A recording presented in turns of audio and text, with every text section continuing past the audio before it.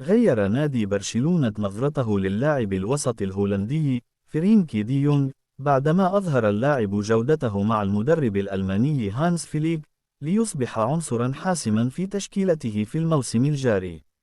فرينكي كان على وشك حمل حقائبه والرحيل عن برشلونة، لكن فليك وثق بقدراته ومنحه الفرصة تلو الأخرى حتى رد له الهولندي الدين بمردود مميز في المستطيل الأخضر.